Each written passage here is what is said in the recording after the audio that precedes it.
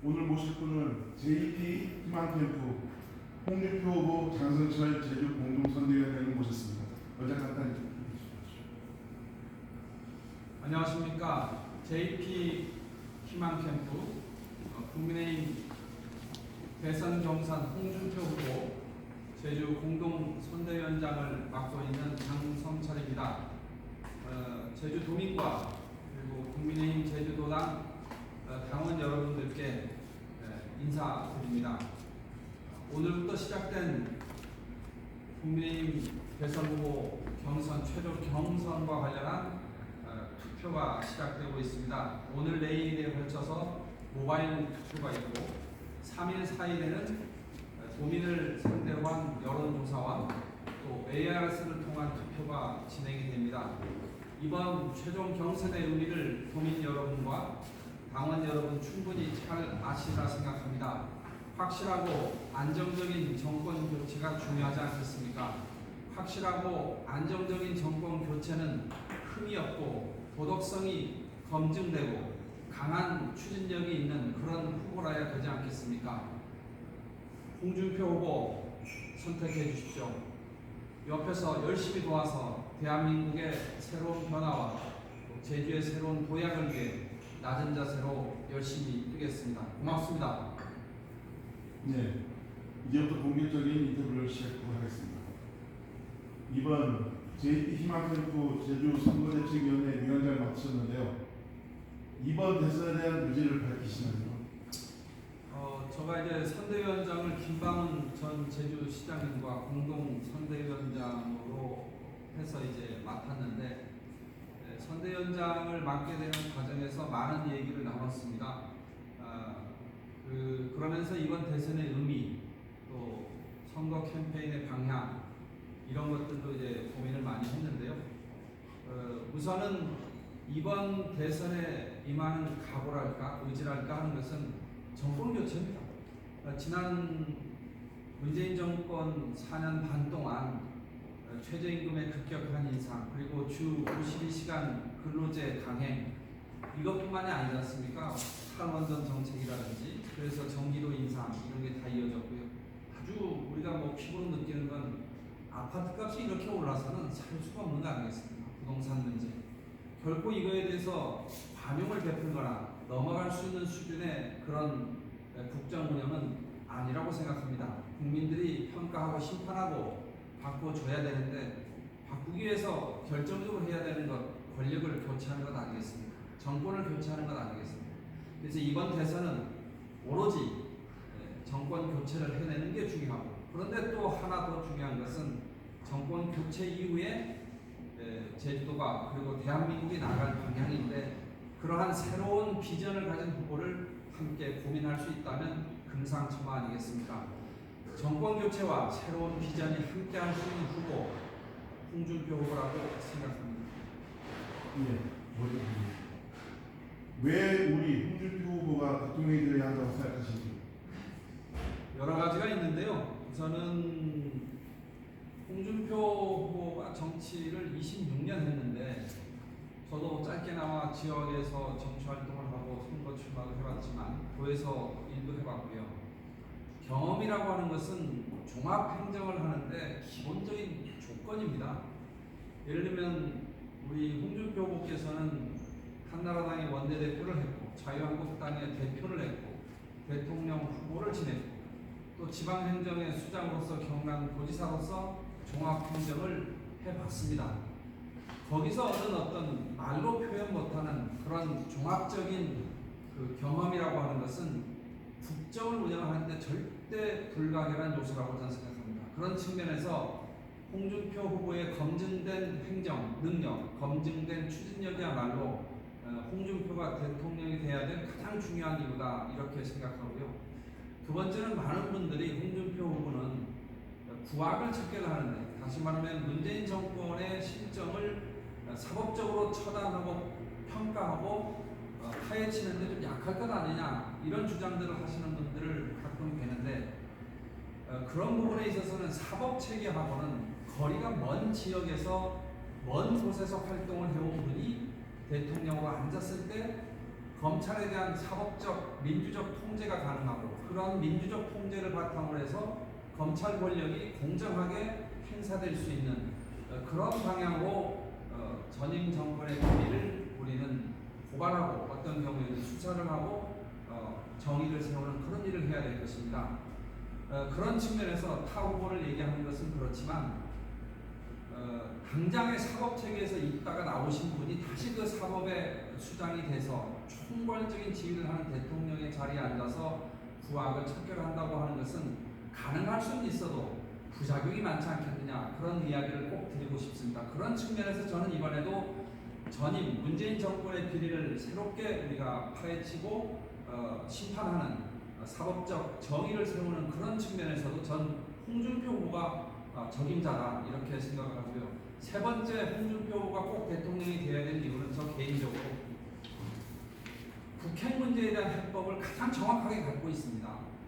지난 30년 동안 비핵화 협상을 해서 우리가 할 수도 있었는데 어떤 이유에서든지 북미 협상이든 남북 관계든 여러 가지 변수 때문에 못 해왔고 이제는 이제 북이 핵이 완성 단계, 이미 실전 배치 단계에 와 있는 상태에서도 비핵화 협상을 하겠다, 경제적 인센티브를 주고 핵을 포기하게 만들겠다고 하는 전략이 과연 유용한 것이냐, 대한민국의 국민의 재산과 생명을 지키기 위해서 과연 우리나라 최고 지도자로서의 대통령은 어떻게 해야 될 것이냐, 그것은 독자적인 핵무장까지도 고려하는 배짱과 결단과 배짱, 그런 리더십이 필요하다고 생각을 하고, 다행히 지금 미국의 조야에서 한국의 독자적 핵무장을 지지하는 여론이 나오고 있는데, 이런 걸 충분히 감안한다면 차기 정부 5년이 대한민국 안보의 틀을 완전하게 세울 수 있는 그런 시기인데 홍준표가 정답이라고 생각합니다. 독자적 핵무장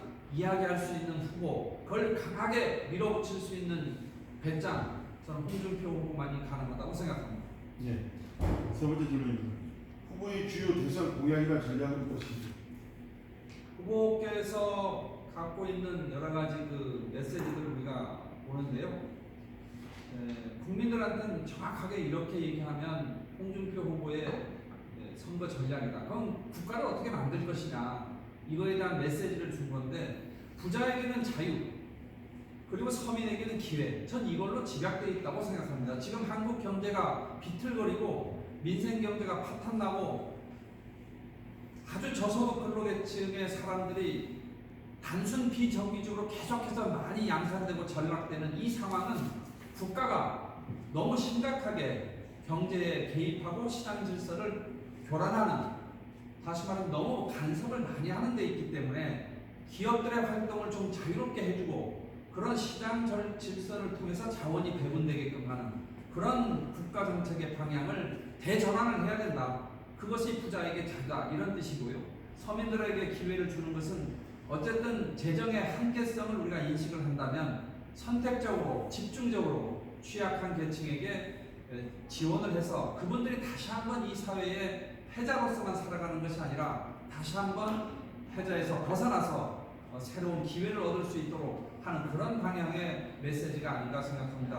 그런 측면에서 강성 귀족 노조의 폐해를 실행하겠다고 하는 그런 공약 하나만 보더라도 홍준표 후보가 갖고 있는 이번 대선의 전략이라고 하는 것은 국가를 정상화하겠다. 그 정상화의 기조는 부자에게 자유, 서민에게 기회, 이걸로 지각할 수 있다 생각합니다. 네. 네 번째 질문. 후보의 제주 지역을 아우르는 공약은 무엇입니까? 이 부분과 관해서는 제가 솔직하게 말씀을 드리면요. 후보가 91년도에 제주지검에서 검사 시절을 보냈습니다. 당시에 4.3과 관련해서도 회원이 이루어져야 된다는 주장을 하셨다 그래요. 고창훈 교수하고 만나서. 그런데 이분이 8월 30일 날 제주도 오셔가지고 그 제주 도당 당사에서 이렇게 대담을 하시는데, 라스베가스식 카지노 개발을 얘기하시더라고요. 저도 처음엔 좀 새로운 뉴스니까 한번 이렇게 봤는데, 본질적인 뜻은 뭐냐? 제주도를 세계적인 관광 컨벤션 도시로 한번 키워보겠다. 제주도만큼 한 곳이 없다. 부가가치가 가장 높은 분야가 컨벤션 산업인데 이런 컨벤션 산업을 키워보겠다라고 하는 구상을 갖고 있는데 이거에 대한 동력을 어디서 찾을 거냐? 네바다주 라스베가스 보니까 초기에는 카지노로 시작했는데 이제 카지노 비중이 너무 미미하거든요. 컨벤션 문화산업 이런 게 엄청나게 부가가치 높은 쪽으로 발전했는데 그 모델을 한번 제주도에 적용한다면 제주도도 컨벤션 도시로 성장하는 어떤 도약대로 카지노를 한번 이렇게 해볼 수 있지 않느냐 하는 그런 제안을 했는데 제주 지역에 부정적 정서가 있어서 지난번 토론에 오셔가지고 도민들이 반대하면 하지 않겠다 이런 말씀을 하셨지만 어쨌든 홍준표 후보가 갖고 있는 생각은 제주도가 세계적인 글로벌 관광 컨벤션 도시로 육성할 수 있다, 육성해야 된다는 입장을 분명히 갖고 있다는 말씀드리고 제주 4.3에 대해서는 민주당이나 정부가 얘기하는 위자료 보상보다 더 나간 배상의 개념을 명확히 하는 것이라든지 또 제주 4.3 추념식에 보수정당 대통령이 되면 처음으로 보수정당 출신의 대통령으로서는 처음으로 4.3 추념식에 오겠다고 분명히 약속을 했습니다. 저는 만약에 이번에 이명박 박근혜 대통령이 보수정당의 출신의 대통령이 되었지만 추념식에 오지 않아서 국민들이 마음 한구석에 이렇게 섭섭해하고 응어리진 것이 있다면 이번에야말로 보수정당 대통령으로서 홍준표 후보가 돼서 4.3 추념식에 참석해주는 그 자체로 우리가 늘 제주가 4.3에 관련해서 화해와 상생 이런 이야기 했지 않습니까? 진보 진영의 대통령으로서 노무현 대통령이 오셨다면 이번에 홍준표 대통령이 돼서 추념식에 참석해 준다면 말 그대로 우리 제주 4.3의 회원을 통한 화해와 상생을 통한 문제 해결에 도민들의 정서적 응어리가 풀리는 그런 계기가 될 수 있기 때문에 매우 중요한 공약이다 이렇게 말씀드릴 수 있겠습니다. 선거대책위원장이 아닌 개인적으로 본 홍준표 후보의 최대 장점은 무엇이라고 보죠?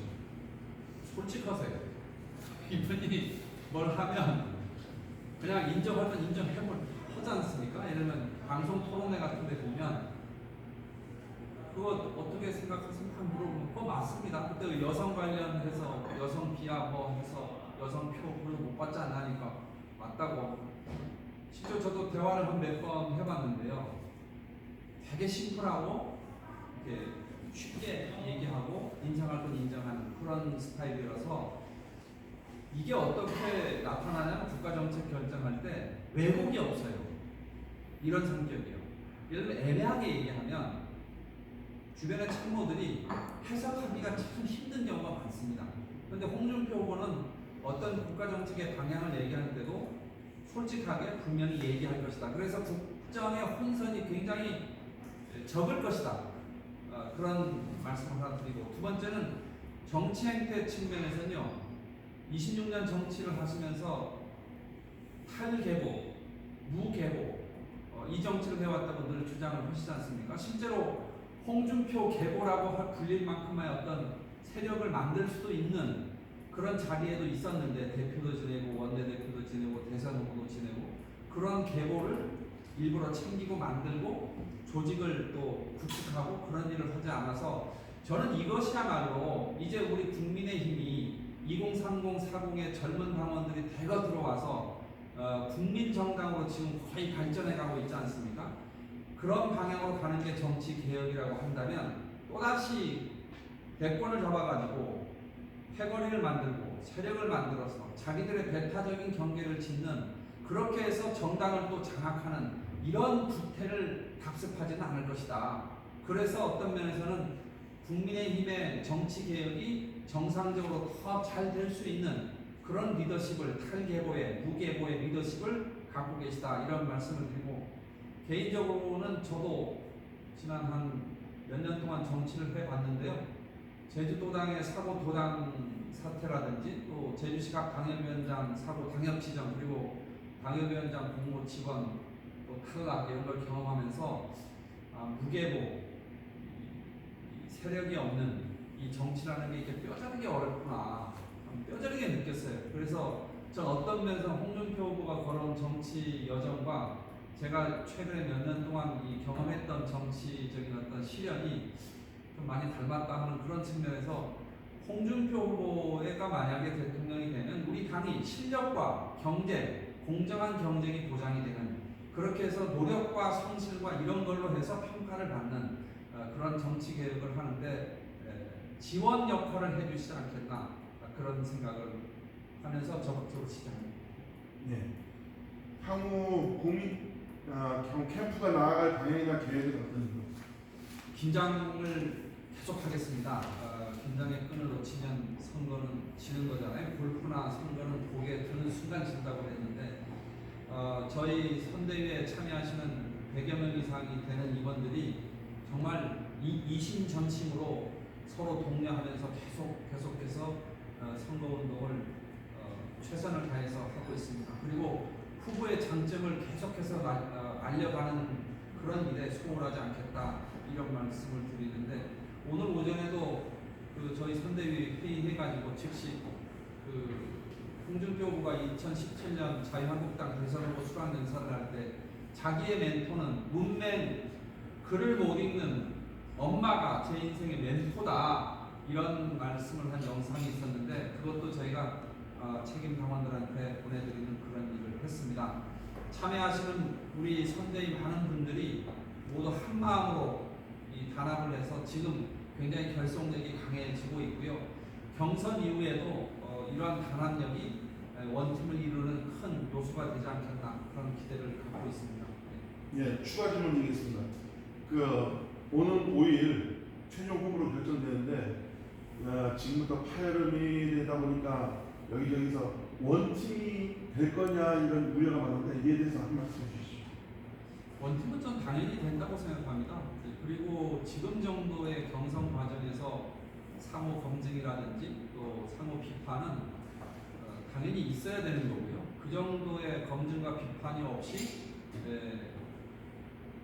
아주 수권 정당의 대통령 후보를 선출한다고 하는 건 그건 오히려 더 이상한 거 아니겠습니까? 단 그 상호 비판과 검증의 주된 목적이 정말로 우리 당의 건강하고 경쟁력 있고 그런 대선 후보를 선출하는 것이 목표이기 때문에 그러한 선의를 서로가 갖고 있다고 하는 것을 저는 인정하고 있다고 생각합니다. 그래서 제주 선대위도 제주 지역에서도 만약에 홍준표 후보가 당선이 국민의힘 대선 후보로 된다 그러면 다른 후보들을 도왔던 선대위 분들도 당연히 함께 해 주실 거라고 생각하고 또 함께 하는데 조금의 걸림돌이라도 있다면 그런 걸림돌을 제거하고 치우는데 제가 가장 낮은 데서로 헌신하겠다는 약속 드리겠습니다. 네, 이상 JP 희망캠프 홍준표 후보 장성철 제주 공동 한 말씀만 네. 오늘 이 자리에 인터뷰를 같이 하시기로 했었는데 김방훈 선대위원장께서 같이 못했습니다. 여러 가지 개인 일정이 겹쳐가지고요. 제가 드렸던 이 말씀은 평소에 우리 선대위 회의에서 선대위 임원들과 함께 선거 전략이라든지 또 캠페인 어떤 방향 이런 것들을 논하는 과정에 나왔던 내용들을 정리해서 저 나름대로 개인적인 의견 조금 붙이고 해서 말씀드렸다, 이렇게 알아주시면 감사하겠습니다. 감사합니다. 네.